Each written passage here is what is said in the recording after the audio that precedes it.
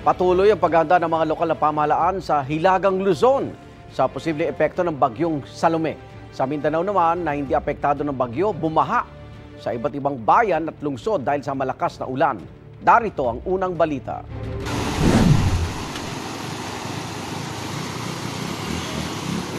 Sa gitna ng rumaragasang baha sa Barangay Paruwayan sa Alamada, Cotabato, dalawang motorcycle rider ang halos tangay na ng tubig.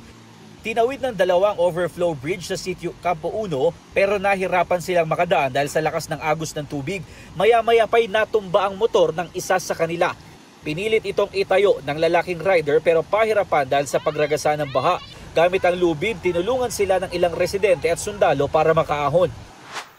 Umapaw naman ang isang sapa sa Coronadal City sa South Cotabato dahil sa matinding pag-ulan.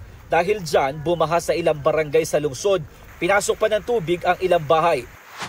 Sa bayan ng Tantangan, isinara ang ilang bahagi ng kalsada dahil sa baha. May ilang lane na pinapayagang madaanan ng mga motorista pero mabagal ang daloy ng trapiko dahil sa tubig.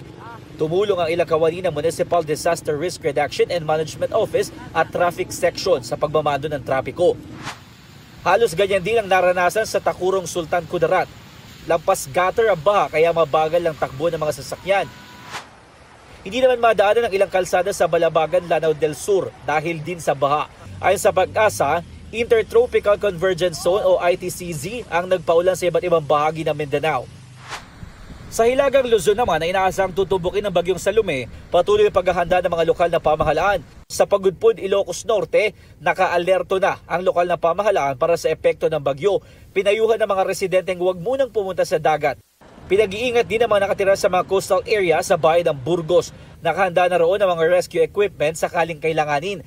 Tiniyak naman ng Department of Social Welfare and Development na may nakahanda silang halos 2 milyong kahon ng family food packs na ipamamahagi sa maapektuhan ng bagyong Salome.